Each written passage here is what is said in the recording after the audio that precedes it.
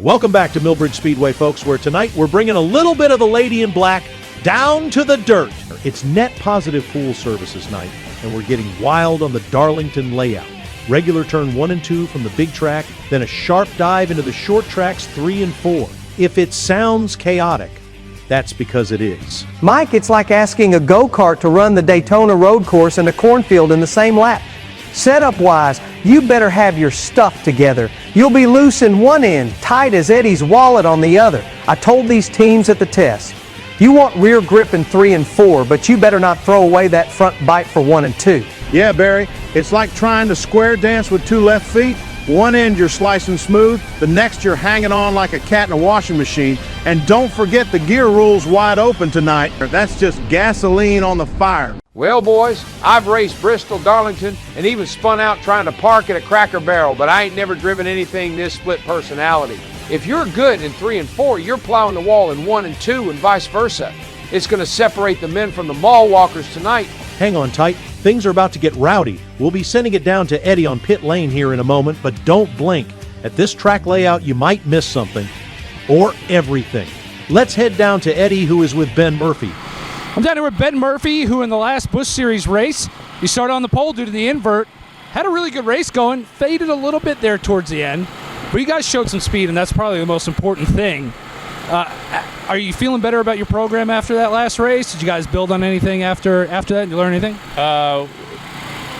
We feel a lot better coming into this season than last season. This is the first time we've had the same cart since in 2 seasons in a row.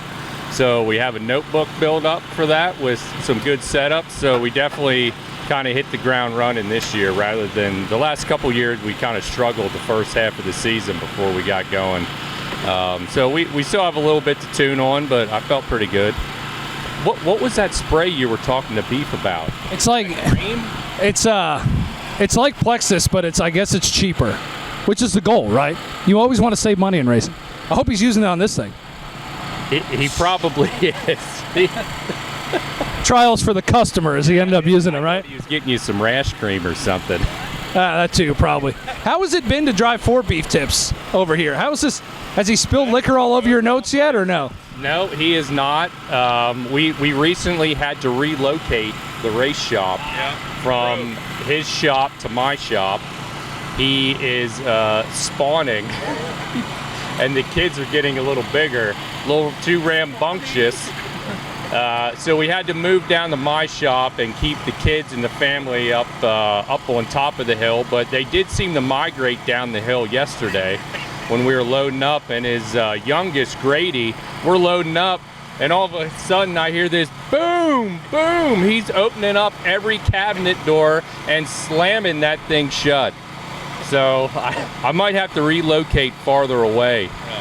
Probably best. Yeah, probably best. There's a bar in your garage, though. Yes. That's the other reason we relocated. There's going to be a bar with cold beer on tap in my garage. So that's definitely a bonus. Well, there is no doubt that some of the best setups and worst things that have ever happened in D&Q come from beer.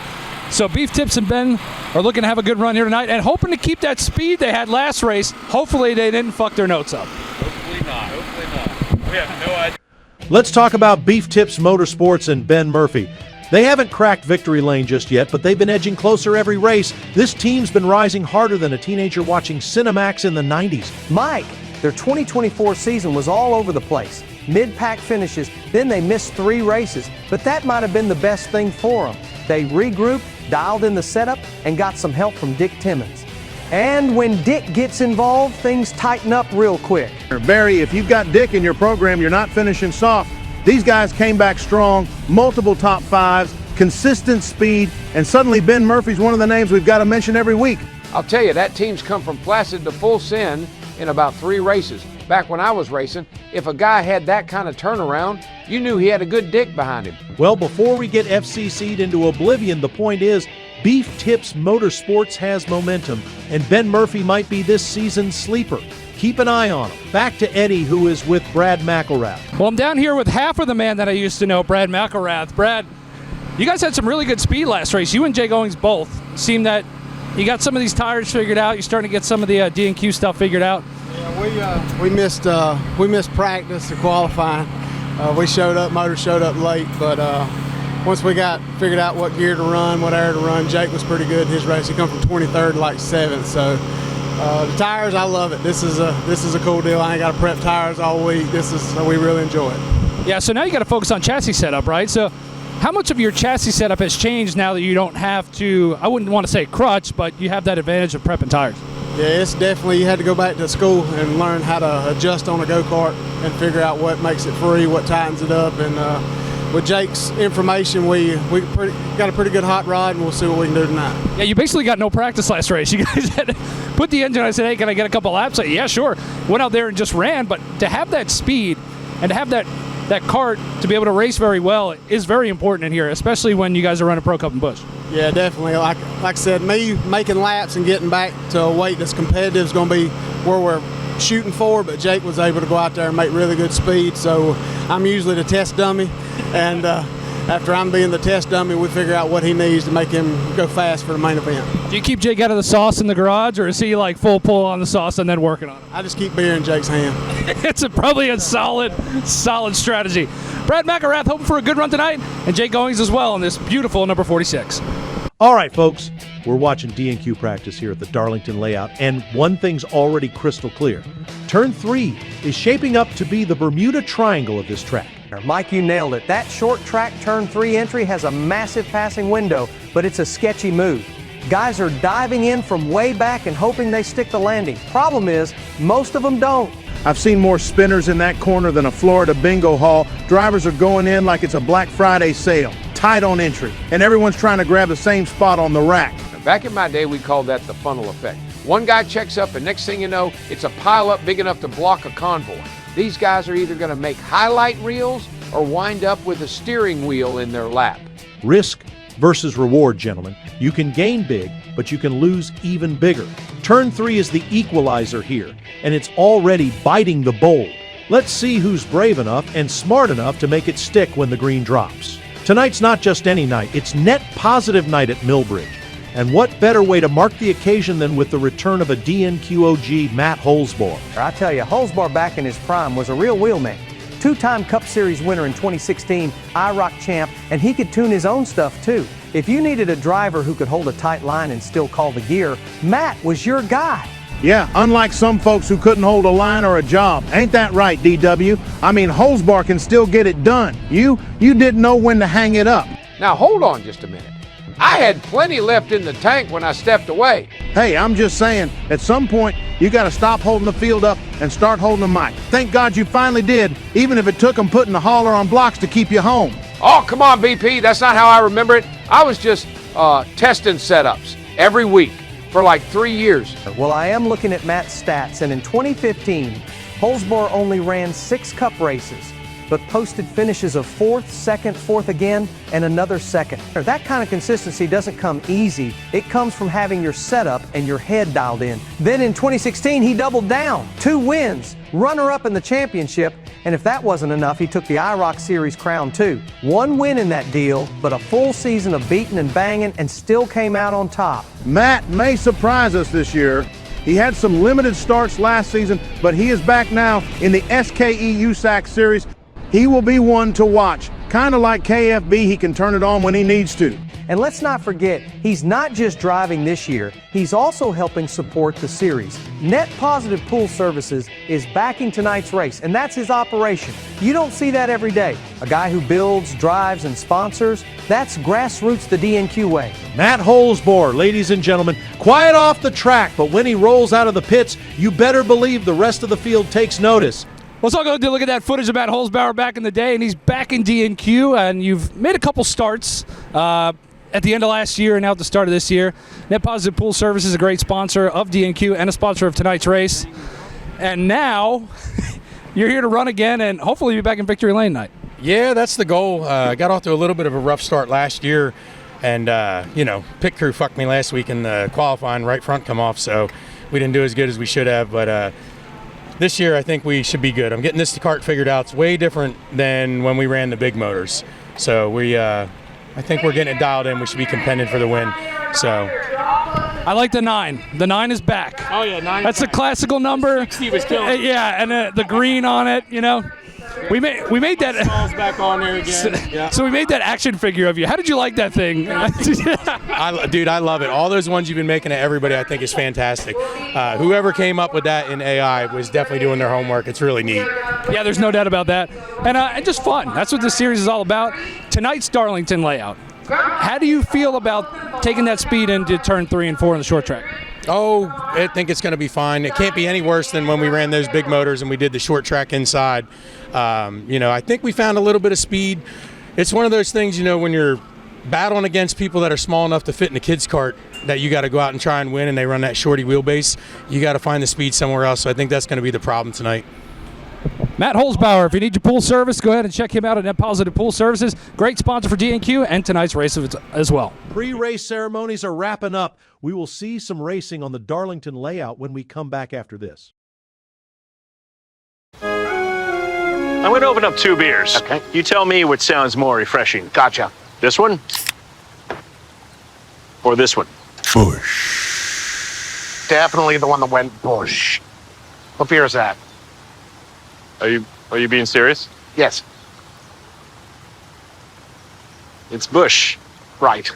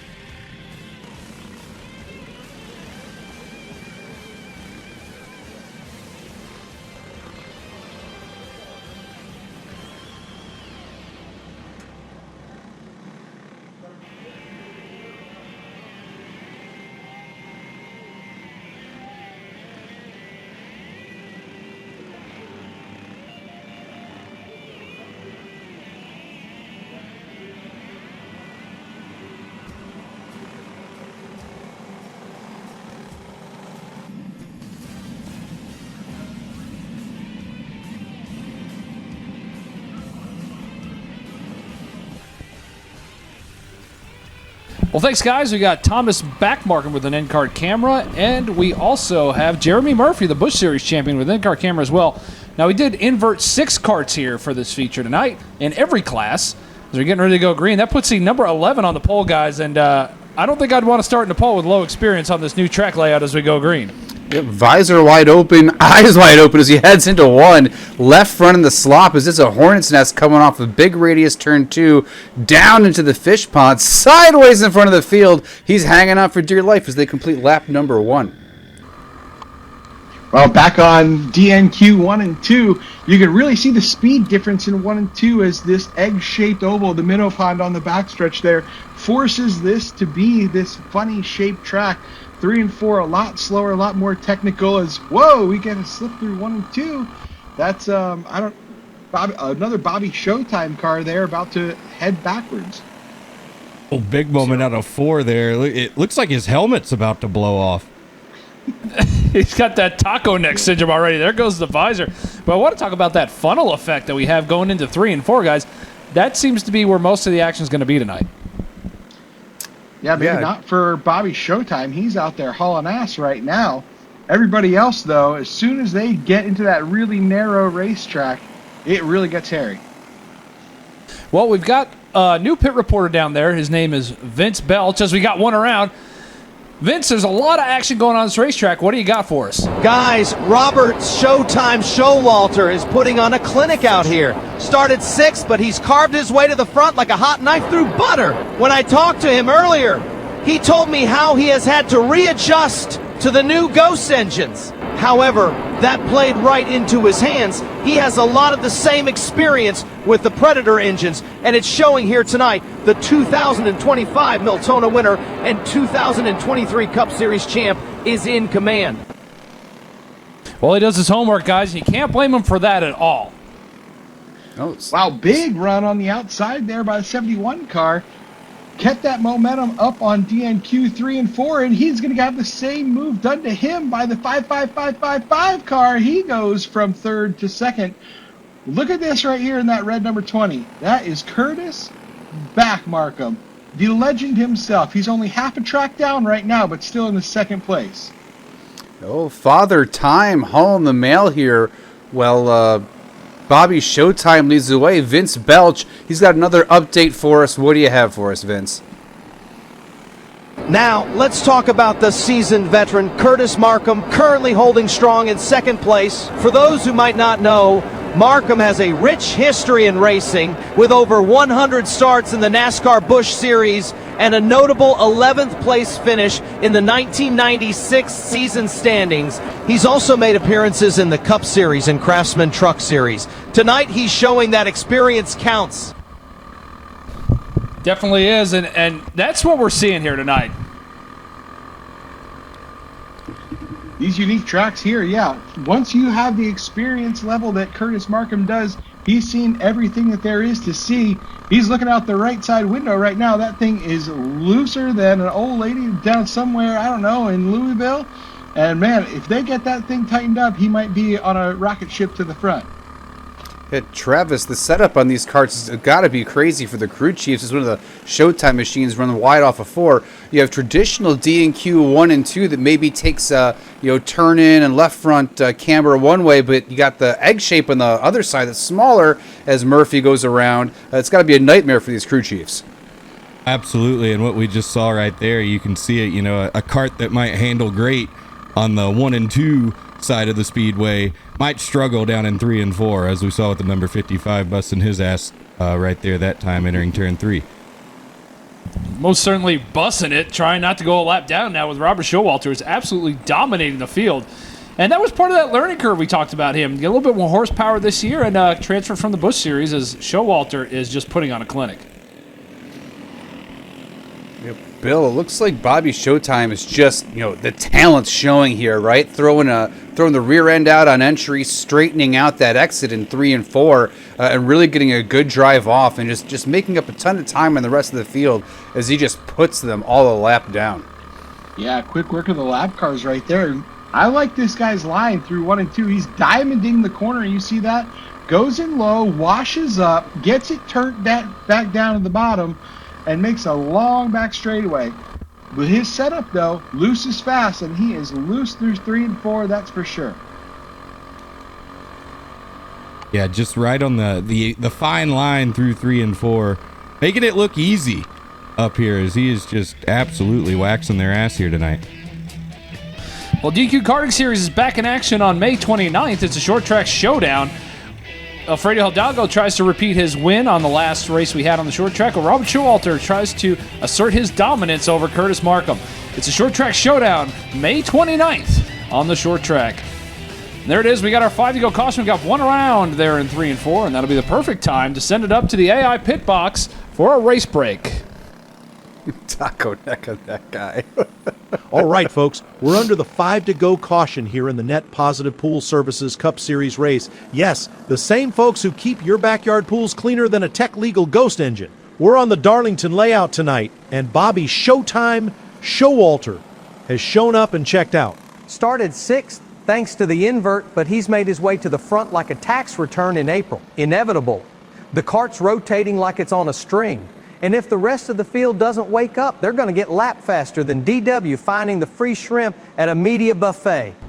And speaking of finding things, Jeremy Murphy found himself facing the wrong way when he tried running the high line into 1 and 2. Got a little greedy with that right rear, popped the berm, and spun it like a Saturday night DJ at the Shark Lounge. Hey now, at least he tried something. Back in my day, we called that courage. I once ran Bristol sideways for 25 laps and still brought it home P2. Come on, DW. Your back in my day stories are longer than Showalter's carb tuning notes. Let it go. You've been out of the seat longer than Craig Smith's last tire rotation. And don't sleep on Curtis Markham in second. He's been inching up every lap. That cart's hooked up. Don't let him fool you. Curtis knows how to win. If Showalter bobbles, he'll pounce like a tech official with a durometer. Bottom line, Murphy's facing the music, Markham's marching forward, and Showalter's hoping the caution was the last bathroom break for the field. We'll send it back up to the booth and see if this thing ends in a handshake or a haymaker. All right, well, here we go. Back in the restart zone. We're going to take the green, and I don't know, these restarts seem to bring a little bit of chaos, so we'll see what happens. Coming off a 4, green flag, Showtime, the 71C side by side. Showtime leads the way. Markham holding tough in the bottom, but Hidalgo in the 50. And then Jeremy Murphy ends up P4. Markham falling way back as we get the leader around and almost over. Coming off of 4. What an action-filled event there off of turn number 4. Oh, he's mad. He's mad. Look, he's bailing out of it. He's going to let him know what he thought of it. You think he'll throw his helmet? Finger shake. No, we're cheap here. He's getting it into Jimmy Allen, but I don't think Jimmy Allen was the one who caused that wreck. One thing's for sure, we're going to take a look at this again in the instant replay. Jimmy Allen's just the victim here. Let's see what happened. Yeah. Looks like Alfredo Hidalgo just, got a little too much in the gas there and pushed Jimmy Allen into Showalter. And we knew that thing was a rocket ship, guys, but it surely took off. They call that the Latin lift, where you just keep it to the floor. You got to wonder if the underbody played a role, too, here with that cart catching air. You don't usually see them catch air like that. Definitely need more floor ducts, for sure. Yeah. I'm on board with Jeremy Murphy. Let's see it from his view. We know he got a good one. Yeah, played a role right in Hidalgo's visor right there. That's for damn sure.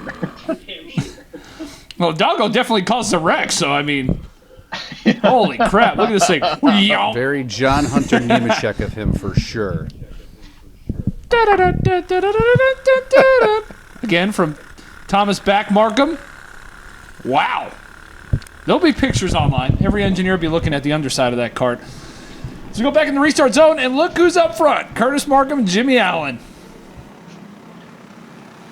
Bobby got back in the go-kart as well as Jimmy Allen gets a good jump on Father Time heading into 1. Yeah, Curtis Markham riding that red rocket in the P2 spot right now. All that experience has certainly paid off for him as, Showtime goes around again. Back marker just wiped his ass out. Cleaned him straight out. Were you just leading? Lap me 7 times? Screw you. Now back in the restart zone, we'll see if Curtis Martin can get the jump or if Jimmy Allen can get his little run down the hill here as we go green. And man, the Ghost engines definitely have tightened up some of the competition. Well, let's see if Curtis Markham can make a run here to the front as Jeremy Murphy battles on the outside.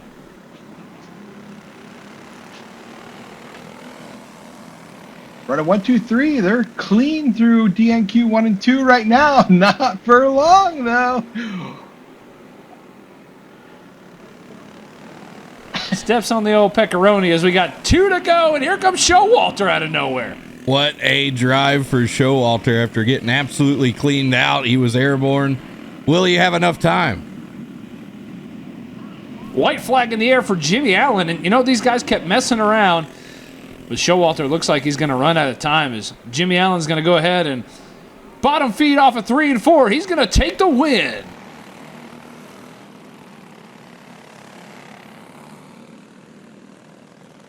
How about that? Did you like your dad winning that race?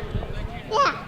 Okay, here we go with the important interviews first. We'll get to him a little bit later on. Do you have fun coming out here to Millbridge and watching your dad race? Yeah.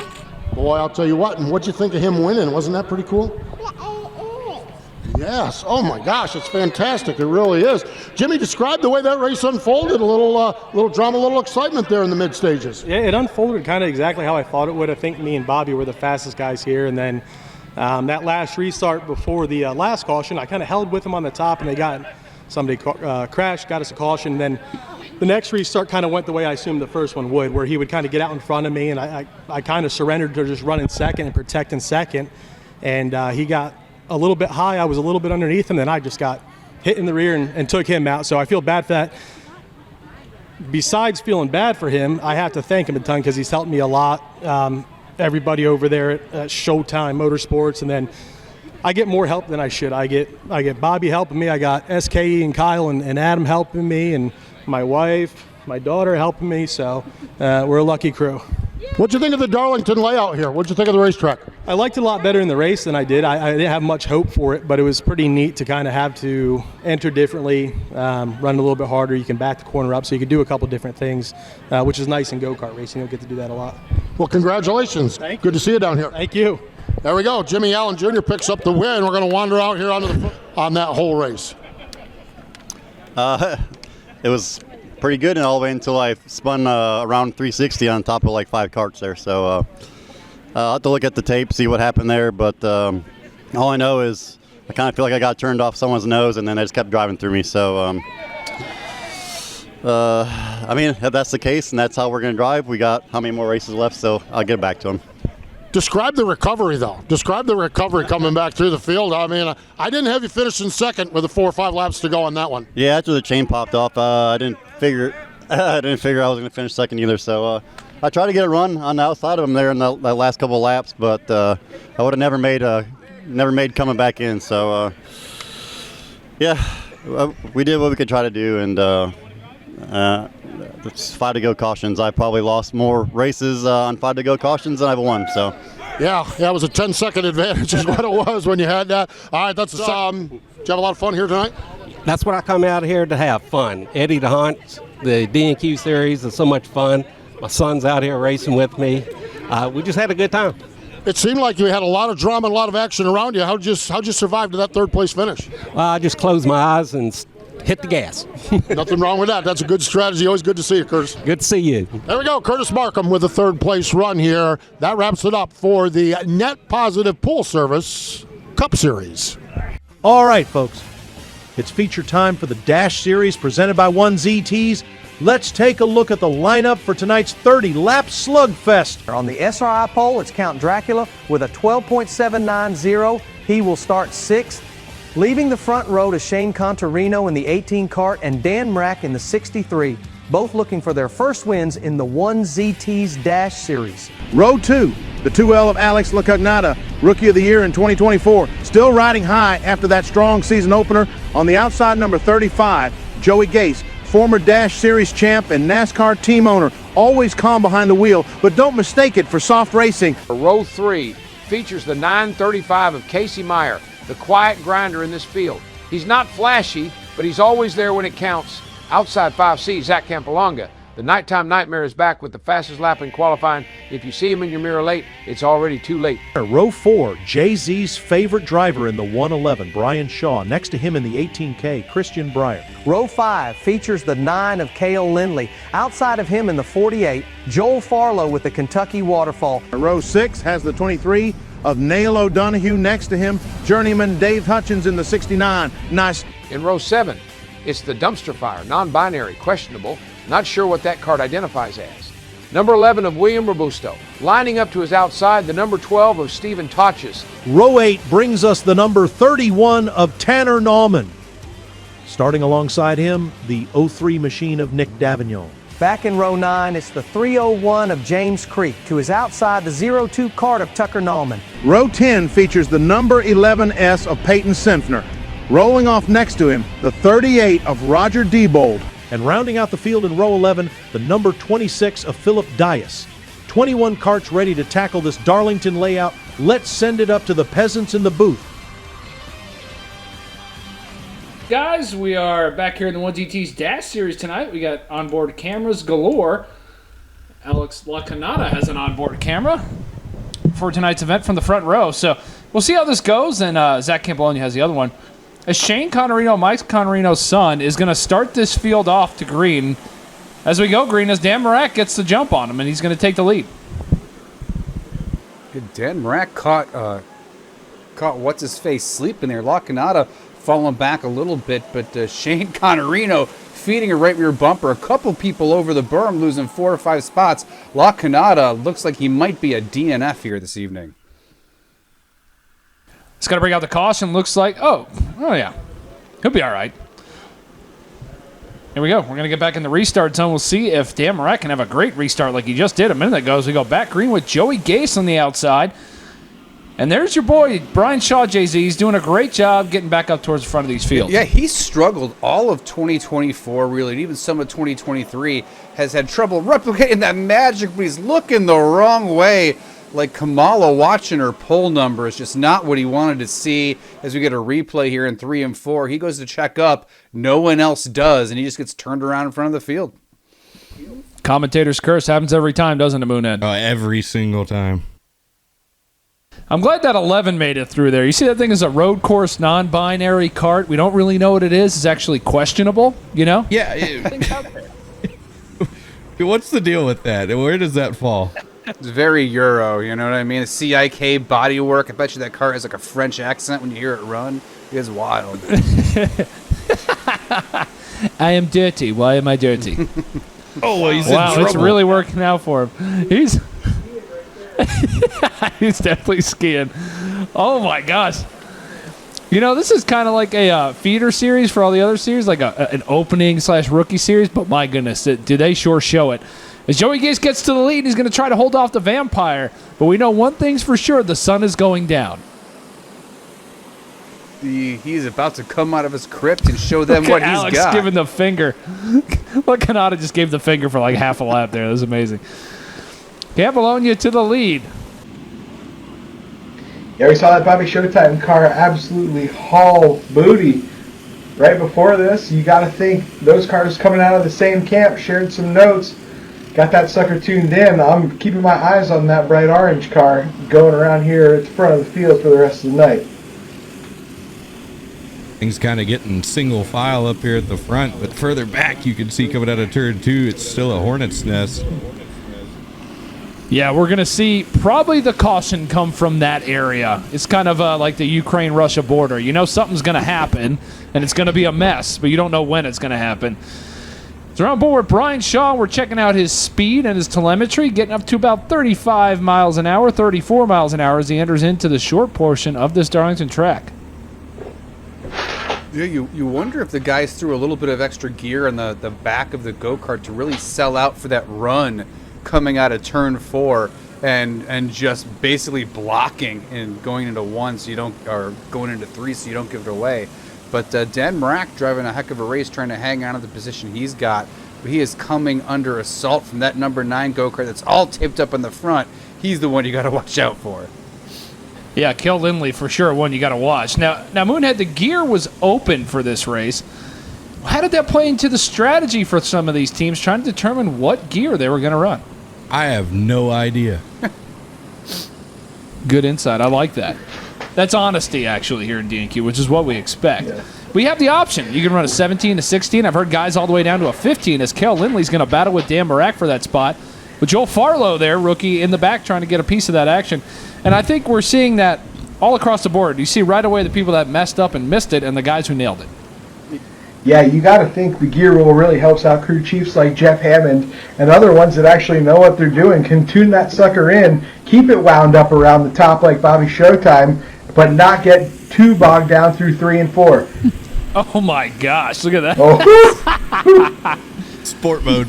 Right? Yeah, he's about to get lapped too. I like it though. He's got the idea. You know, he's getting rid of the drag as we're watching Zach Campologna lead this field as Joey Gase starting to run him down a little bit maybe with the lap traffic. Yeah. Going back to the gearing conversation, one of the popular things you see over the last couple of years is the mini gear setup where like PMI and Rocket Sprocket make really small rear gear hubs and really small rear gears that let you achieve the same ratio you may have with a 16 or 17 tooth front driver with a 14 and a 15. So some of these classes that weigh like 425, 390 pounds, you could run a low front driver to drag your heavy ass up out of the turn, but still have a decent ratio so you don't hit the rev limiter way too early. So when you open up the gear rule, it allows people to invest a little bit in some additional go fast parts. Maybe that's what some of these guys are messing with here that are fast as one hops the berm there in turn number 4. But again, just one more thing to think about. So new tooling you can apply with these open gear rules in D&Q.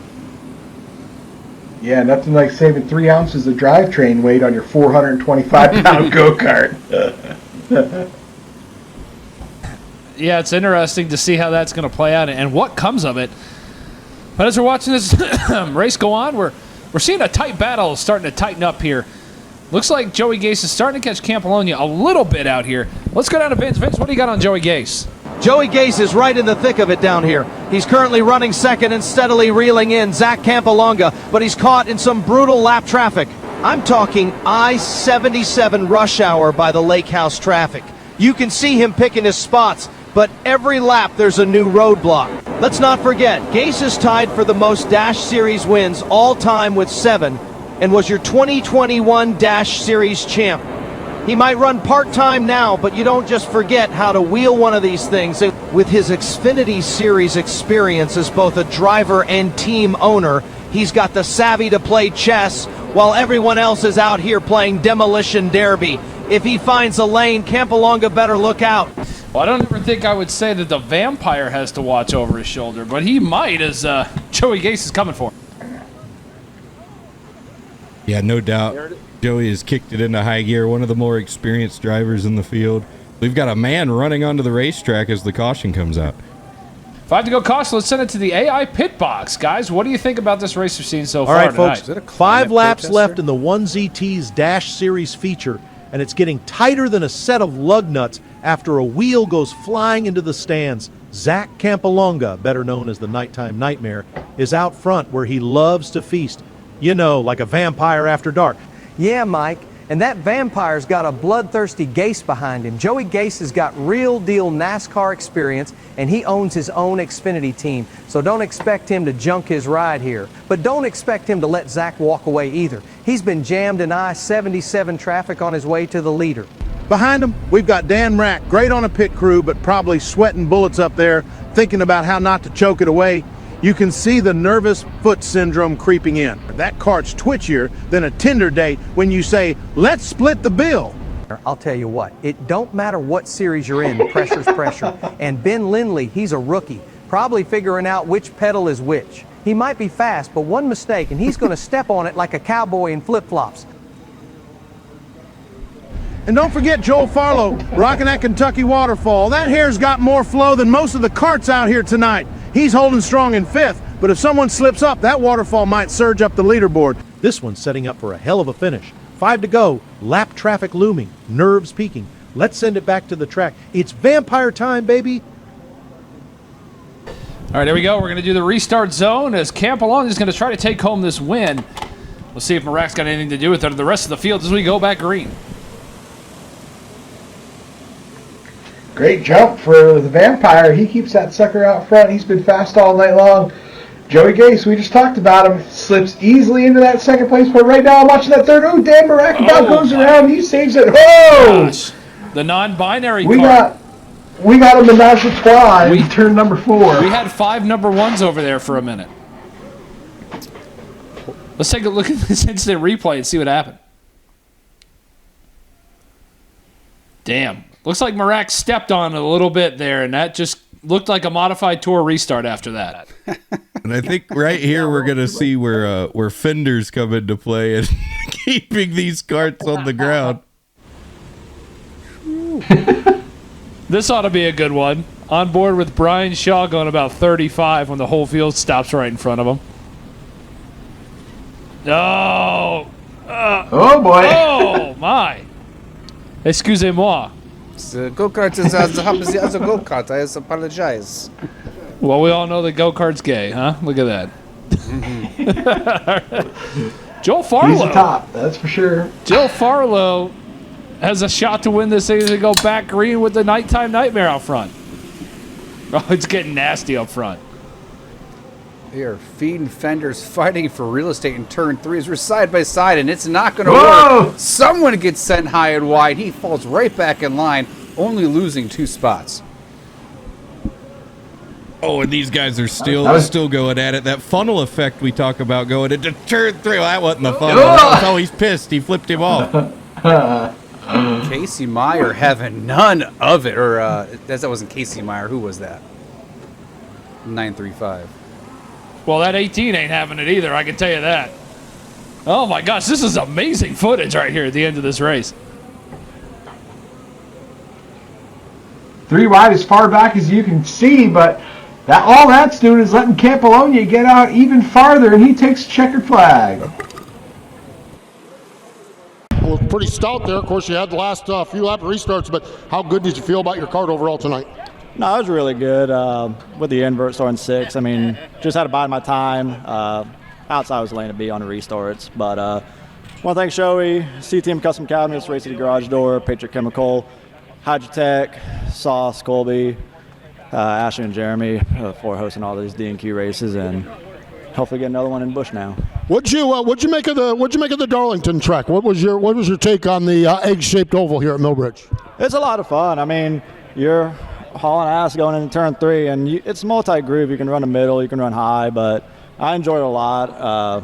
Hopefully, next couple times we come back, we can get it back in victory lane again. Well, congratulations. Thank you, sir. There we go. Zach Kambalanga, or Kawabunga. There, what did it take getting to that finish line? I know you guy you were racing there was jumping up and down on his cart. How did you get to that finish line so quick? Use the outside, gather momentum off of 2 or off of 4. Kept it going down the front stretch, and glad I didn't get run off the track there. That helps. What are those restarts like at the end? My gosh, I can't imagine. There was all kinds of contact there. What is that like? It's a little scary at first, and then when you get used to it, it's not that bad. If you don't get wrecked, it's all right. Wow, that's like racing right there. If you don't get wrecked, it's all right. I guess that makes a lot of sense. Well, congratulations. Really nice run. Second place finish. Thank you. There we go. That's the driver of that number 48 car, Joel Farlow. Lap 1 of that race, did you ever think you'd be standing here with a podium finish? I wasn't sure. You know, the car was really good. My crew chief, Andrew Fuller, my buddy Zach over here, got her tuned up really good, and I knew a lot of these guys would just drive themselves right out of contention. So, you know, it was a great race, and we just managed all the way up through. Chain held on for once. So, yeah, just got to thank Eddie and Ashley and everybody here at Millbridge. It's a blast coming out every week. So. Describe the last few laps racing with that young man there. You two were side by side. There's probably some blue paint and red paint on each other, but you got on the horse bringing it to finish. Just describe that side by side racing. Yeah, I mean, that was an awesome race at the end for second. I don't think we had anything for Zach, but, you know, just beating and banging. Nobody came off the racetrack. Nobody was crying or whining like some other instances. So, you know, it was great. It's great. You got a pretty good crew chief over there, too. That guy knows a few things about race cars, doesn't he? He sure does. There we go. Mr. Fuller over there, Andrew Fuller over there. So there's your top 3. Ladies and gentlemen, the carts are rolling off for tonight's 30-lap Professor Clutchworks Pro Cup Series feature. The SRI Pole Award went to Dennis Dean, his first of his D&Q career, with a 12.689. On the pole position, due to the invert, is the 18K of Alex Ribshack Kirk, the pride of Delta, Pennsylvania, if there is such a thing. Starting to his outside, it's the 46 machine of Brad McElrath. Row 2 features the 66 of Damian Jenks, and rolling off next to him, the 59, Dustin Dunn out of Jupiter, Florida. Starting third on the inside, the 01 of Travis Moonhead Brown from, by God, Rome, Georgia. He'll have the number 1 of Dennis Dean lined up alongside. From the Queen City, the 75 cart of Jeff Chidester. And starting to his outside, the 71W of Ashton Johnson. The 22 of Ricky Fisher grabs the inside of row 5, with the 34 of Colin Hofner starting to his right. Row 6 has the 427 of Joe Henning down low and the 1H of KC Heschel to his outside. From Mooresville, it's the 21 of Dylan Ratchet Jaws Teasley. Rolling off alongside him, the number 4 of Big and Yost. The 71A of Flying Ryan Ayers has the inside of row 8, with the 24B of Kirk Hansen completing the row. And rounding out tonight's starting grid, the 29 of Nicholas Erlanger. All right, guys, it's time to see how these larger-than-life drivers can handle a Type A diabetes diagnosis. And the Darlington Layout, up to the drunks in the booth. Thanks, guys. Here we got 4 in-cart cameras for tonight's Professor Clutchworks race, and we're not going to miss one of these wrecks. I guarantee you that. Ribshack on the front row of Brad McElrath. As we go green, and I love Ribshack. He's starting to get his program a little bit better, Jay-Z, isn't he? Yeah, he unloaded fast a couple times last year, but I think those were the notes he was getting from Phantom or whatever, as we got a whole mess of carts there. Is that Henning in the 427? Henning, Ricky Fisher, Chidester in the 75, Erlanger starting the back of this field. Let's see what happened there. Oh, well, Damian Jenks just slowed down really hard. Chidester had nowhere to go. And Flying Ryan Ayers lived up to his nickname right here. There he goes. Welcome back. The 427 was already getting out of Looked like he was ready to get out of the cart when he got hit. Take a look at it again from his in-cart camera. Oh my! Where was he going? Driving off the fairing, of course. Let's go back to the restart zone. Brad McElrath in that 46, going to get the jump on Alex Kirk. Don't look now. Dustin Dunn in that 59 is making his way through the field here. He's currently P4. He's on the bottom where you really want to be. You do not want to be in the high side coming off of 4. People have getting absolutely shipped off of that corner all night long so far as the top 2 start to stretch their legs. And a big run for the top 2 here. As behind them, it's complete chaos as there goes Dunn off the track. I'm going to see some of those guys coming off the racetrack and keeping their momentum, which is perfectly fine here in this Darlington layout. And I don't know, do you really want to jump that with the gear? As Alex Kirk is in the meat the sandwich here with Dennis Dean as well, as he is trying to hold on to the top spot, but just starting to fade a little bit. Yeah, it's a risk versus reward coming off a turd 4 because you could absolutely jump it and make up all sorts of time, but you're going to tear it all to hell in the process. Look at Moonhead here, Jay-Z. He's getting a run on McElrath. He's running the high side. McElrath misses his line. He's going to open the door. Yeah, Moonhead biding his time, making the move count. Pushes a little wide off of 2, but I think he's going to hang it in there, going off of 3 and 4 and lead this next lap. It does look more like real Darlington when they're starting to run the top at 3 and 4, and it's pretty nice little setup here tonight for this racetrack. Got to thank Jeremy and Ashley Burnett for doing that as we're watching Dustin Dunn muscle his way up there to the 3rd position. Oh, more contact further back here. Heschel and some others. It's a hornet's nest back here. I know that's the word of the night, but back here around, what is that, the 8th position? Got Chichester spun around, and Colin Hoffner in the 34 has an open face helmet. Now, Bill, we haven't seen that in a long time. Is that just so we can feel the air, you think, or just eat the dirt? Yeah, we haven't seen that for many years. I think one of the little joy. I don't know what he's thinking, dude. There's so much stuff that comes off these tires, and I don't know if you've ever been hit by a weight that falls off a go-kart. That's no fun either. He'd lose his entire face. But hey, to each their own. There you go. We're back green. Well, watch that 34 machine and see if he's still got all of his teeth. He'll look like an NHL player by the time this race is over. As Moonhead gets to the lead, McElrath trying to hold that spot, but don't look now. Double D is in the hunt. Dustin Dunn making up some ground here, but Moonhead doing a good job off of 3 and 4 there, running that high line, keeping that right rear up in the banking. There's some progressive banking here on the speedway this evening, especially in 3 and 4, and he's making it work for him. Yeah, and it's really just a skill thing, I feel like, for him doing a great job through 3 and 4, really putting his dick on the table here tonight. Yes, absolutely. And, every once in a while you get to showcase it, as it is here tonight for sure. No foreskin, no problem as he starts to run away with it here. Running that high line, that skill on display. Dustin Dunn has nothing for him at the moment as Ribshack is trying to hang on. We're going to go back to the infield for Vince Belch to get an update on a few drivers here. Might be talking about Damian Jenks as we come in here. What do you got for us, Vince? Thanks, guys. I'm down here in the trenches where the mood is surprisingly calm considering Travis Moonhead Brown is out front and, dare I say it, dominating. That's not a word we've ever thrown around next to Moonhead's name before unless we're talking about dominating the snack bar line. Credit where it's due. He and crew chief Aaron Hodges have that cart dialed in like a Facebook conspiracy theory. Whatever setup they rolled out of the trailer with today, it's working. They've nailed the balance, and the cart is absolutely stuck to the ground through the trickiest parts of this Darlington-style layout. Moonhead's never won a D&Q race, but if this run holds together, tonight might be the night the Moon finally rises over victory lane. Back to you boys in the booth, where it smells less like chain lube and heartbreak. Well, it could be the night that the Moon does rise over victory lane as he's stretched his legs out a little bit to that 2nd and 3rd place cart. Oh, no doubt about it. Only a complete fool would lose with this kind of lead.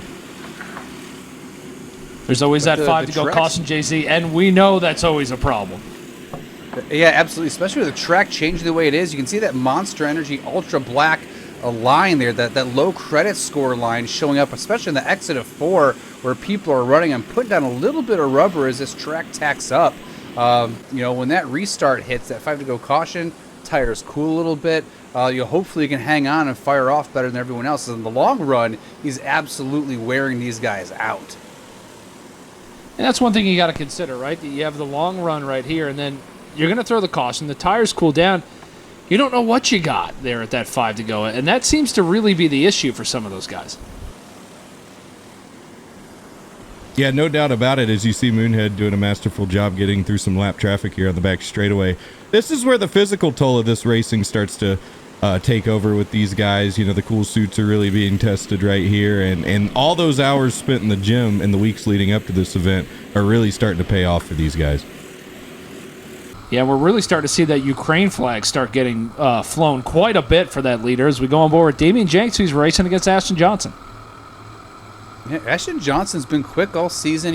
Again, the Darlington Layout throws a loop. Example like Moonhead on the traditional circuit, people get all this horsepower. As we got our DNQ 5 to go caution here. All right, folks, buckle up. 5 laps to go here in the Professor Clutchworks Pro Cup Series feature. And wouldn't you know it, Travis Moonhead Brown has been running like he's got rocket fuel in that thing. But as we always say, when that 5 to go caution hits, it's anyone's game. Mike, I've seen it too many times. Dominating all night means jack squat if you can't survive the restart. But I'll give it to Moonhead. He and Aaron Hodges have that cart planted. Looks like a slot car out there. Still, we've seen guys fall apart quicker than a cheap lawn chair in the last 5. Dustin Dunn, Double D is right there. If anyone's going to throw a haymaker, it's him. And don't count out Brad McElrath. That guy's been creeping up like a politician during campaign season. And Casey Heschel, well, if he can keep his right rear from stepping out, he's got a shot. Let's not forget Ashton Johnson in 5th. He's quiet, but sometimes the quiet ones rip your heart out on the last lap. 5 to go, nerves on edge, and egos as fragile as the last carton of eggs at a Waffle House on race day. Who's going to flinch first? Let's get ready to find out. All right, well, here we go. 5 to go as these guys are choosing. It looks like Moonhead picked the outside. I know that's his play for 3 and 4. Let's see how it works out in 1 and 2 for this restart. And I have a feeling this is not going to be the only restart at the end of this race as we're getting ready to take the green. There it is. Green flag is out. We're back underway with 5 to go. Moonhead gets the jump. Let's see if he can get it all the way into 3 and 4 as Double D tries to hit that left rear. Can't make it happen. Moonhead gets a big run on the outside. He dives into the 3 and 4 with a commanding lead. Now big wreck behind him. It's a patch of NDF there in 3 and 4, and Dennis Dean just ran it all over. Let's take a look at it again. What is that? What was that? Sometimes you get down in the corner like that and the air just upsets the cart. He had a lot of carts around him, a couple of carts in front of him. Speaking of upsetting air, about 3 or 4 of them had some upsetting air as well as they took off over the berm. It's good to see that they're all right. Let's go on board with Damian Jenks and see what he saw. Oh, he did a good job staying on track. Those other guys did not, though. Ashton Johnson, Ryan Ayers. Holy shit. We'll try it again. We'll go back in the restart zone here with about 4 laps to go. See if Moonhead can get another good restart like he did. But Dustin Dunn was hanging on that left rear a little bit as they got into 3 and 4 as we go back green. Get down into turn number 1. You see Moonhead with the lead, but here comes Dunn down low. They're going to make a little bit of contact just behind them. They're 3 wide down into turn number 3. Oh, looks like check. Looks like Alex Kirk hooked the bumper there of Moonhead, and Dennis Dean cannot hit anything. Oh man, that sucks when you're having a good run like that and that happens. Look at Casey Heschel back into this race now too. Yeah, Moonhead shuffled back, got a little roughed up there. You know what I mean? Like the girl that walks out on stage first in the beginning of the night, maybe doesn't get all the tips. People are saving it.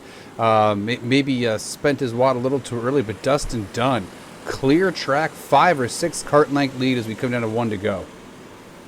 Yeah, it's just one of those things where these guys win all these races and they just get lucky at the end. But I'd rather be lucky than good any day, and Dustin Dunn's going to take that dub here in this race.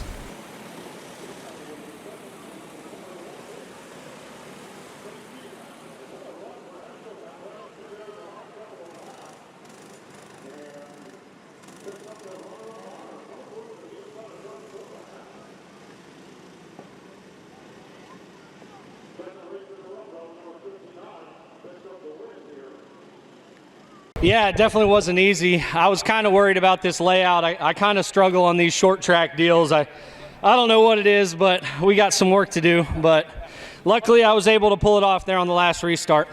Let's talk about that last restart. Just what did it take? What types of things were you able to accomplish to get that lead? Honestly, thanks for Moonhead running me clean like that.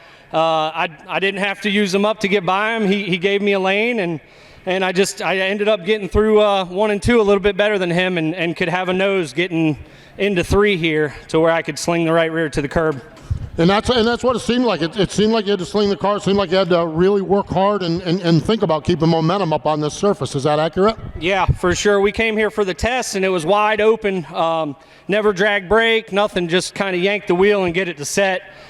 Tonight it was stab the brake, let out of the gas, stab the gas. So it was definitely some footwork going on. You said that this is traditionally not what you normally excel on. What does it mean though to get a win on a track that's usually not in your forte?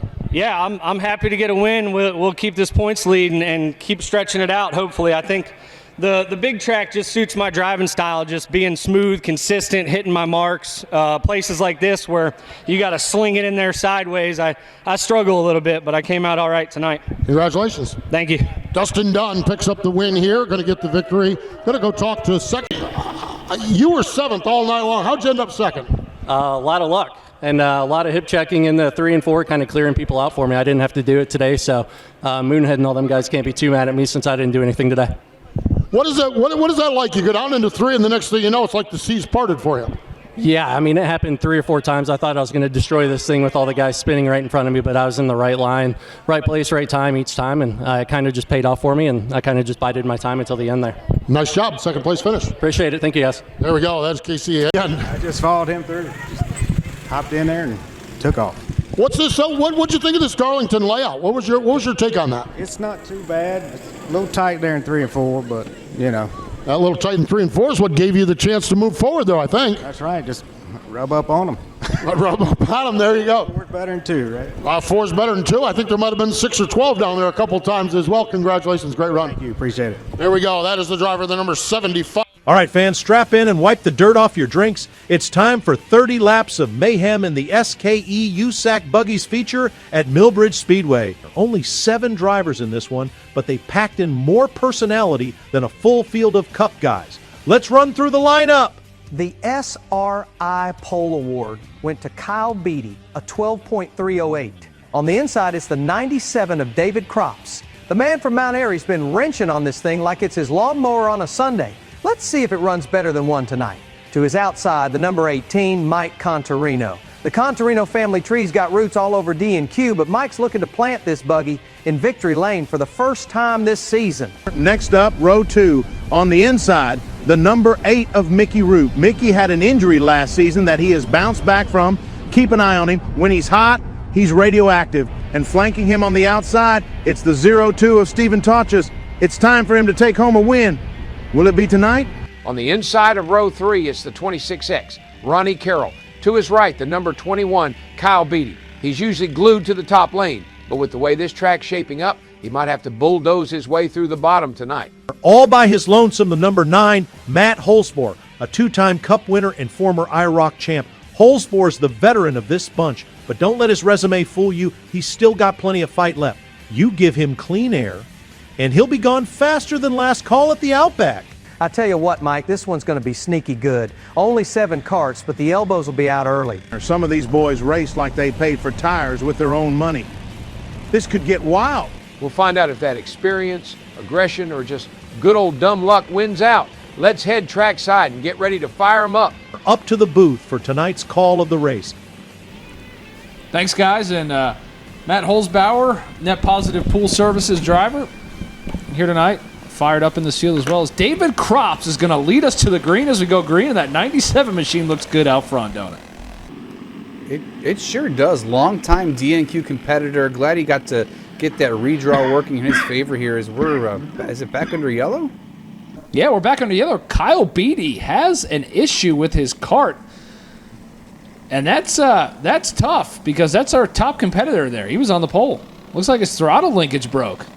Yeah, and spot that rear diffuser, right? That's where SKE's been in the wind tunnel really testing where the center of pressure is on the back half of the chassis here. That's good research. Doesn't help when your throttle linkage comes off, right? There's no downforce there, but again, a little spy shot for the people paying attention at home on what to do with their buggies when they get back to the shop this week. Yeah, that's tough. You never see that, which is crazy to me. To go back green as David Crops is going to do it again here as Mike Connerino's on the outside. Oh, man, a lot of contact there coming out of turn 2 that time, but they all keep them pointed the right direction. Yeah, Connerino under threat from Tauges. As one goes, Crops gets sent high, wide, and handsome. He went from hero to zero very quickly here, but we'll see if maybe he can compose himself and make a run to the front as we got Connerino out front with absolutely no arrow on that go-kart, and then Tauges behind him with a little bit of a lip there on the windshield, helping provide some downforce, getting some extra bite in the front of that chassis as we look at Ronnie Carroll, who's looking juiced up tonight, looking swole. That Rad 140 with the MK677 stack he's running here in the gym this week here. Very, very juiced up on the racetrack this evening. Yeah, and here we go. Steven Tauges trying to run down Mike Connerino, and we know that he loves these different layouts, and he's a very talented driver. And when we do something different, he always seems to be one of those drivers up towards the front of the field. Oh, Tauges underneath. Travis, what a move he put on. Talk a little bit about the entry to 1 there and how he's able to turn down across the track and make magic happen. Well, you want to, when you go down into 1, you're trying to make the back straightaway as long as possible, and he's kind of taking that wide entry and driving down the racetrack and down the back straightaway and really hauling ass into turn number 3. Yeah, 2 Machine with the net positive livery on the front of it is leading this thing. Mike Connerino out there, and I think Kyle Beatty's back out there after having his mechanical issue. Going to try to get some points and get some laps back if he can. We know that if the cautions come out, he still may have a shot at getting back on the lead lap and winning this thing. Hell yeah, that 5 to go caution that I think we might be coming up on here kind of resets the field and give him a chance to get back in it. Again, he's got a fast SKE kart, always a contender here in the buggies, but Connerino and Tauges have been putting a hurting on the rest of the field.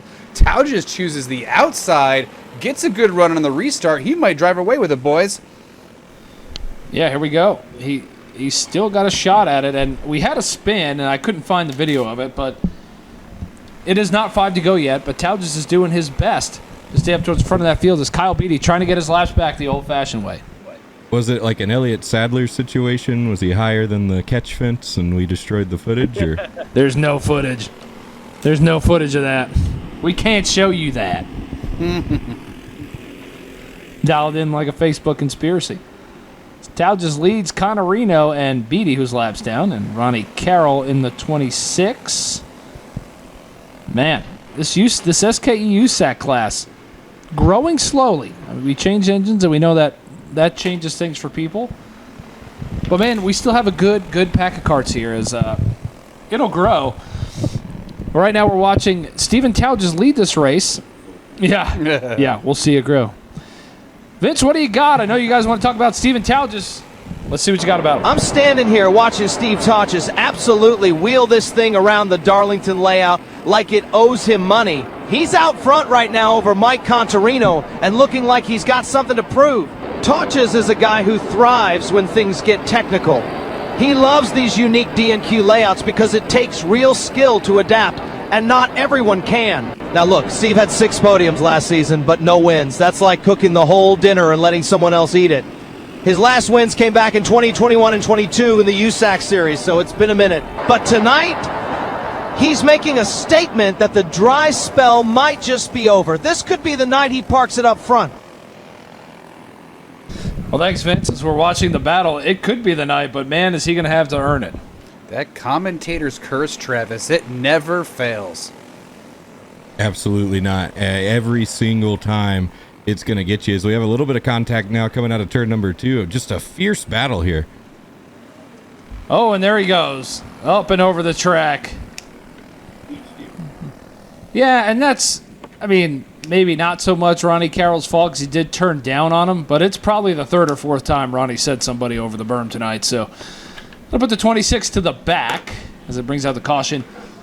You know, I love the graphic we have of Vince Belch. It really accentuates all the muscular attributes that all these athletes have that race in DNQ. You know, they're a little over the top, just kind of like another broadcast partner that we know. What? The second in that 8 car. Yeah. Having a good run. What happened to Talges? Did he throw a chain or something like that? Oh, no, yeah, he bent the gear and ripped it off when he jumped the berm. And that's what you were talking about earlier, is having that gearing in the back smaller with having that different chain on there as well, as Beatty gets slapped by Matt Holzbauer, the old wily veteran, letting him have it. Yeah, Mickey Roop up there in that Bojangles car in second place. I mean, he stopped by Bojangles on the way in, got hit a tender box, and he's got that thing hooked up now, trying to take home a podium. Yeah, Ronnie Carroll letting him have it there off the corner. I think those two are actually related. Carroll gets a good drive off the corner, and Holzbauer there ready to take the spot away from him as he is going to cut underneath him. Can he make the move? Man, this is really, really good stuff back here. These guys are just all over one another. Oh, he's going to overstep just a little bit and run over the berm. Yeah, Ronnie Carroll doing a great job. Longtime sponsor here is Carroll Tractor and Trailer Repair. He's been a longtime sponsor of DNQ, but the net positive man, Matt Holzbauer, gets shoved to the outside and puts his hand up and says, "I've had enough," as Contarino's making this look easy. He had a hell of a slider he was trying to throw there, and I don't know when he hit him. Threw the chain off, and you can see it there. He tried driver fatigue. He tried to throw a slider, and it just didn't work. Contarino is going to put us into restart zone. And here we go. Look at David Crops up there. What's he going to the top for? Hey, what you doing up there, David? What you doing? He's got a big run now. Maybe I see the run. I don't know. Carroll gets shuffled out of the way. Flag hanging off the side of that thing? Yeah, it is. Look at that. About to steal some booty. I don't know how many left. Ronnie Carroll steps on his pecker as it's going to bring out the caution. It's been a very eventful night for the number 26 machine. Yeah, he's been through all of it there. And he's not done either. Moon had it. I mean, what's the deal there in 3 and 4? Why are guys stepping on their dicks so hard? Well, it's hard to say, man, but I tell you, driving down in there the first time, it'll put hair on your chest. And I think some of these guys, they're just putting themselves in compromising positions. Yeah, I mean, we usually don't see people in go-karts losing it by themselves for no reason. As Mike Contarino is leading this field with Carroll second. Mickey Roop having a great run tonight. Just like that. David Crops goes around. Carroll's all over Beatty, who is a lap cart, for the record. Contarino leading at the moment.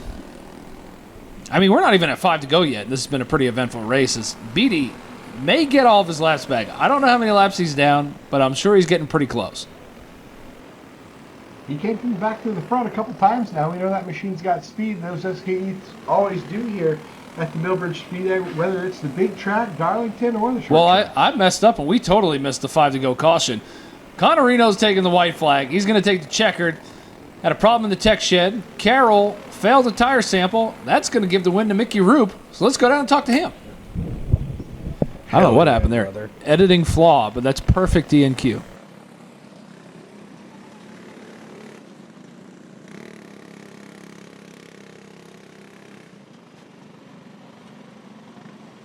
Third place run, just kind of describe the way that one unfolded. Seemed like a long race, but seems like it turned out pretty good for you in the end. Yeah, it was a long race. I'm glad to finally finish behind my cousin, so that meant a lot to me. So, what's it like racing with your cousin out here? He just talked about a lot of beating and banging. I mean, is it a little less with him, or is it a little more with him? Oh yeah, we watch out for each other. Yeah, we have to because no one else is going to watch out for us. So. Boy, isn't that the truth? That's for sure. Mickey, congratulations. Nice job here. Thank you.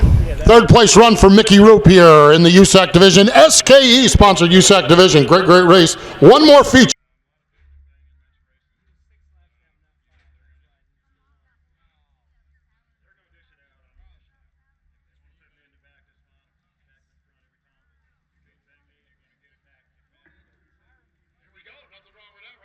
The SRI Pole Award went to Tyler Deering, his first of his DNQ career, at a 12.498. Starting on the pole after the invert, it's the 21 of Ben Murphy. This Beef Tips Motorsports driver has been on the rise since the end of last season, and with the help of crew chief Dick Timmons, he's finally put together the kind of qualifying pace that can back up the hype. He's all business tonight. To his outside, the 7, Coleman Dollarhide, Carson's father. Now, don't let the Dollarhide family name fool you. Coleman's got his own driving style. Tonight, he's got clean air in sight and a shot at the win. On the inside, it's the 2L of Alex Lacagnata, the 2022 national champion and the quiet storm of the Busch Series. He loves to talk shit, but when the helmet drops, the hammer does too. And starting beside him, the 74 kart of Carson Dollarhide. He finished second in points last season and has a rain-shortened win under his belt. But his drive-through demolition derby style has made him a fan favorite, an enemy generator. Expect sparks when he's near. Starting fifth is the number 5, Robert Showalter. Bobby Showtime already picked up the win in the Cup Series opener, and now he's looking to sweep the night. This 2019 Busch champ knows how to get it done, and if he's up front late, you're going to have to pry that lead away. And outside of him, the 24D of Tyler Deering.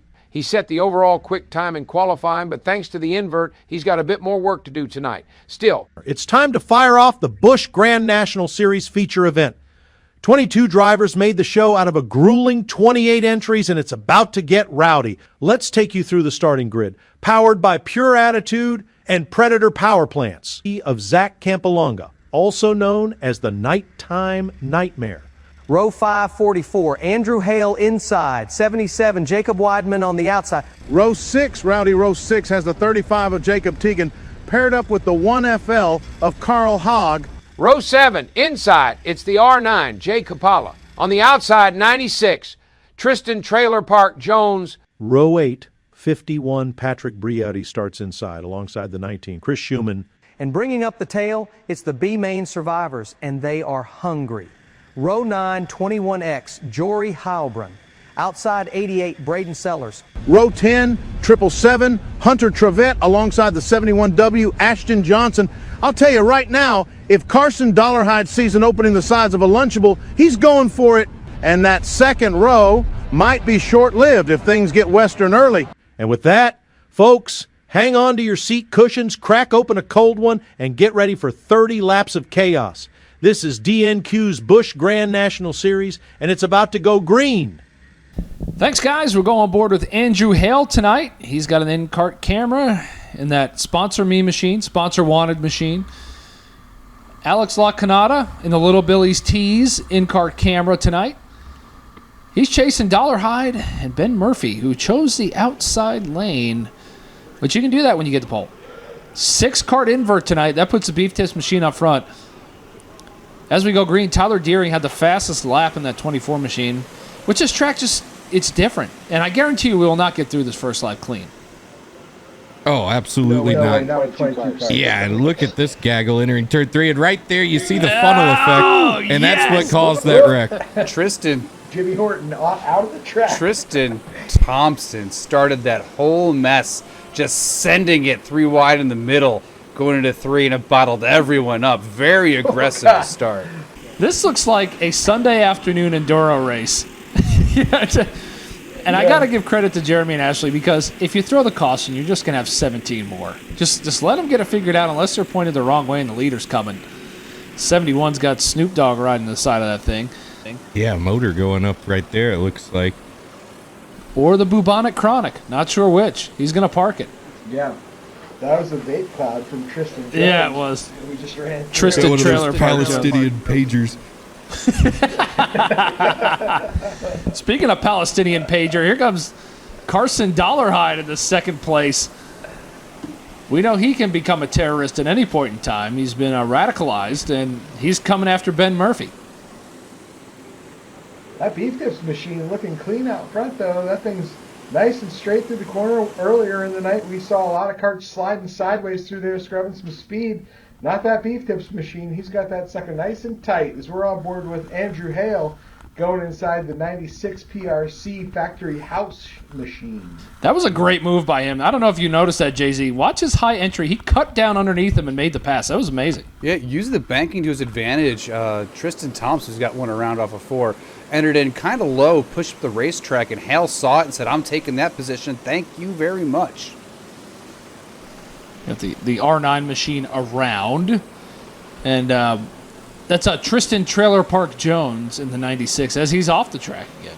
Tristan but here we go. Thompson's Battlefield. Kardashian humper, isn't he? Is that what I'm thinking? Yeah, of? maybe. I don't know. Look at Dollarhide, just Durka Jihad Allah Akbar right there on Alex Lacanada, who is Osama bin Dollarhide. Osama bin Dollarhide. That's a good one. 3 wide with a lap cart. That's going to ship Dollarhide off the racetrack. Ben Murphy back to the lead. Dollarhide used up like the balance on an EBT card in the last day of the month. He must be pissed off. Oh! And a second cart's been hit. Wow, the South Tower just got nailed right there. Look at that, huh? Oh my gosh. Probably take it easy on those jokes, huh? It's been 20 years. It's fine. Yeah, it's a little close to home, right? True. Yeah. Man, I'm surprised that the Nighttime Nightmare is just not up there right now. And Showalter, they're going to have to go through that traffic. Fighting through La Canada. You can see the track change. When the Nighttime Nightmare enters 3, that right front does nothing, like a whiskey dick, just limp. And he has to really crank some wheel into that thing to get it to cut. And I think the track just caught him out. Again, there's no tire prep in this series anymore, right? So you have to dial in that chassis. You can't just throw on a top coat and get some more bite anymore. Yeah, Jay-Z, I wonder with 22 karts in this field if he was really dialed himself in a nice short run car, and we just had a couple nice long runs here, so he might have set himself up right out of the lead. Dollarhide's fast. It's just a lap traffic is just murdering them, and that's what I love about D&Q. You got a lot of lap traffic. Yeah, he's certainly not having fun trying to navigate it here, and I think we'll only see his patience wear out as this race goes on. Oh, 4 wide into DNQ 1 and 2. That's a recipe for success. Coleman Dollarhide goes around. Somebody goes around. It's going to bring out the caution, as it should. He was lead lap car, not a peasant. That'll bring us in the restart zone. Carson's old man takes a spin. Ben Murphy holding his own. Carl Hogg there in the 3rd place. Look at that, man. I love the diversity here in DNQ racing. And I absolutely... What's his name? Carl Hogg, yeah. The Girthmeister, old Pringles can. Girthmeister. Oh, yeah, that's commentator's curse. Never fails. Yeah. Cranking the hog off of 4 there. Got him. Gooning it. Alex Lacanada. I think that cart's finally done. Yeah. While all that's going on, Coleman Dollarhide weaseled his way to the front, and here comes Showalter. Watch out. Short run car. Called it. Here we go. We're like lap number 3 into a run. Bobby Showtime going to the front. We get back here in the danger zone as we're watching Coleman Dollarhide get back to the front, trying to pass Bob Weidman as the funnel effect happens. He's on his door, gets in a bad aero situation, saves it. We have somebody driving backwards over there in turn 3 that time. Did you see that? Let's send it down to Vince Belch. Vince, what do you got on Carson? It's been absolute carnage every time Carson Dollarhide touches turn 3. After tonight, I would expect him to be on the no-fly list. I swear I heard him yell Allah Akbar last lap. I don't know if he thinks he's planning a jihad or an Arab Spring, but somehow he's leading this race. Now remember, Dollarhide finished 2nd in last year's Busch Series points with 1 rain-shortened win and 4 podiums. So the guy's got speed. He just hasn't exactly made any friends tonight. If looks could wreck, half the field would have parked him already. But hey, it wouldn't be a DNQ race without Carson raising a little hell.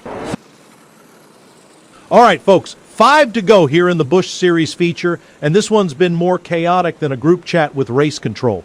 Carson Dollarhide, despite pissing off half the field, is leading the damn thing. He's muscled his way through like it's a Friday night at the Bar Fight Nationals and somehow hasn't been dumped yet. And sitting second is Ben Murphy, who's driving the wheels off it tonight. Word is Dick Timmons has been wrenching on that kart again. If that's true, they're lucky it hasn't grown wings and flown out of tech. Or still, give credit where it's due. Ben's holding his own and looking like a real threat. Yeah, Barry, but I've seen Timmons setups before. Once built a carb out of Mountain Dew cans and prayers. If Ben pulls this off, I say we let Dick go into the Hall of Fame with a box of fireworks and no fire marshal. And don't forget about Bobby Showtime in third. Robert Showalter just lurking like he's waiting for someone to sneeze wrong so he can sneak by. That boy's been quiet, but we all know what he's capable of. Zach Campalonga in fourth is lurking too, but that vampire hasn't sunk his fangs into this one yet. And right behind him, Carson's own dad, Coleman Dollarhide. Family Feud brewing? I'd say we're a bump and run away from a holiday dinner getting canceled. Top 5 to go, and 5 chances for someone to do something dumb. Hang tight, folks. This is about to get spicy. All right, here we go. 5 to go. Ben Murphy, Carson Dollarhide, Showalter, Coleman Dollarhide, the Nighttime Nightmare. You never know what's going to happen here. Let's just see how it goes.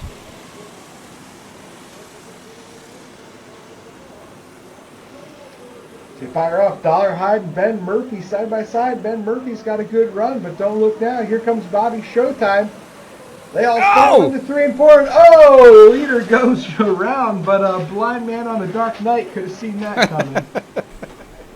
Dollarhide, too much there, and we're going to go yellow and put Dollarhide in the back as Hale's flipping somebody off. Dollarhide's going to go to the back for that move, although Ben Murphy did hold him pretty wide on entry into 3 and 4, but Dollarhide did wreck the shit out of Murphy, and that's going to put him to the back.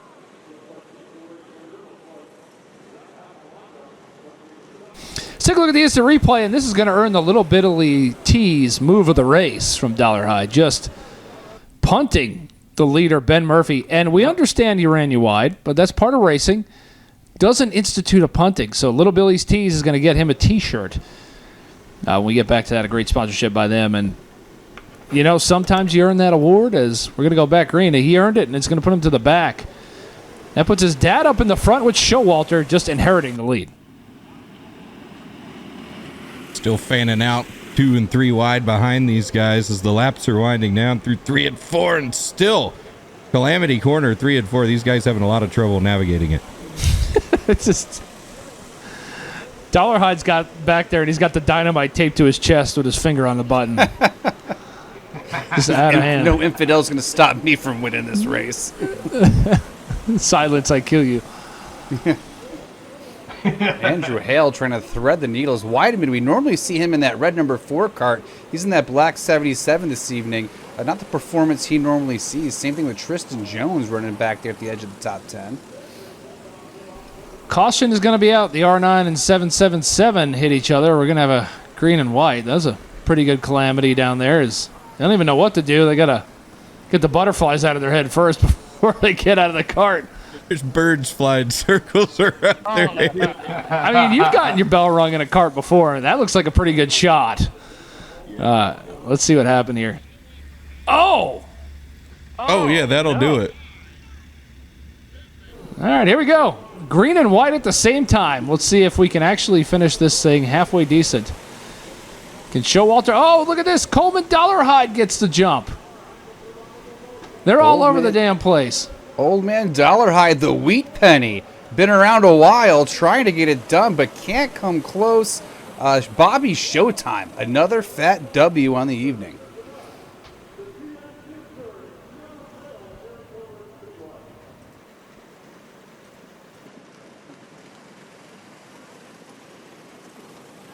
Frustration with that last one, but I'd say this one turned out pretty good.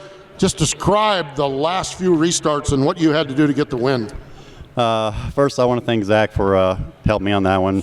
He was like having 2 motors on this thing because he was pushing me. So that was I was back in the back there, and the guys checked out there on that long run, and I was like, man, I guess I ain't got nothing for him. And then 5 to go, caution came out, and they got shook up, and Carson got wrecked there off of turn 4, and hated for him. That sucks. He was running good, and then I was like, how many more are we going to do of these cautions? You know, we had 2 good ones, and Coleman Dollarhide, he ran me clean. Thank you, buddy. And this Well, it's good with these guys. There's respect out there instead of just fucking driving over you to win. So. Well, congratulations, and yeah, everyone needs a wingman. Looks like you had a good one here tonight. Yeah, he helped me out. So we help each other out. I guess I might have to start running dash so I can help him out. But he got that about wrapped up by himself. So. There we go. Bobby, congratulations. Nice hanging out with you here. We'll get to see you got a friend of yours running up there. Just kind of describe your mindset as you raced over the last few laps of that one.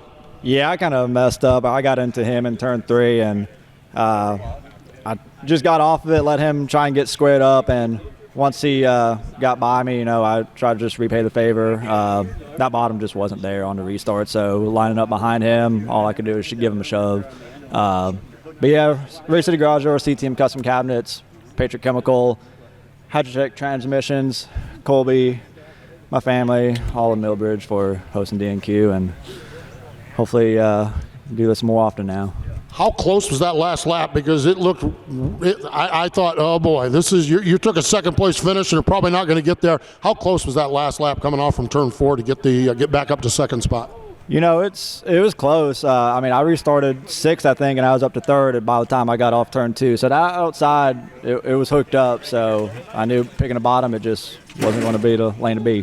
There we go. He picked up a win earlier in a second place run. That's Zach Campalonga. Just walk us through the last restart. Well, once I saw those two pick the top, I knew the only way I was going to have a chance at spoiling their party was take the bottom. So I tried to do that, tried to stay with Showalter through the corner there, and was hoping he'd overdrive 3 and 4, but it didn't play out. 3rd's good, though. I'll take it.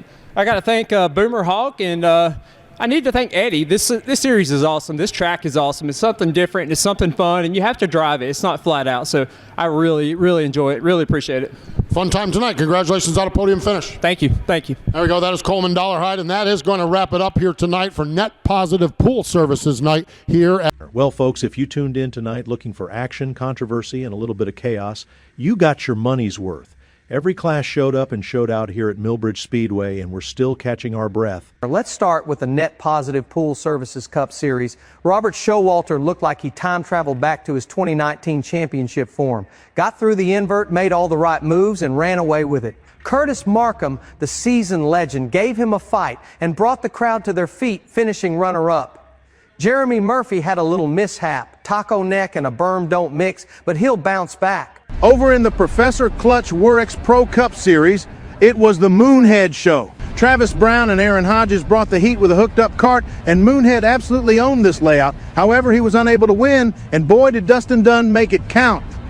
Double D was up there and ready to pounce and did. I didn't know who was racing or wrecking half the time in the Busch Grand National Series. It was 3 wide like every lap. Carson Dollarhide drove like he had somewhere else to be. Showalter was able to capitalize on a wild restart and took home the win. And let's not forget the 1ZT's Dash Series. Zach Campalonga proved again why he's the nighttime nightmare. Joey Gase had him in his sights, but traffic and Zach's vampire-like night vision sealed the deal. Alex LaCognata held tough for 3rd, while Peyton Senfner and Christian Breyer rounded out a very feisty top 5. Last but not least, the SKE USAC Series, under its new sponsor, had Mike Contarino showing why he's always a threat.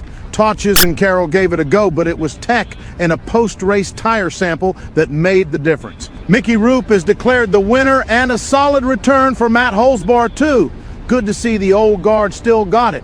That's it from the booth here at Millbridge. We'll see y'all next time when the series takes on the tight and gritty short track, where patience runs out faster than tire grip. Until then, stay fast and stay fearless.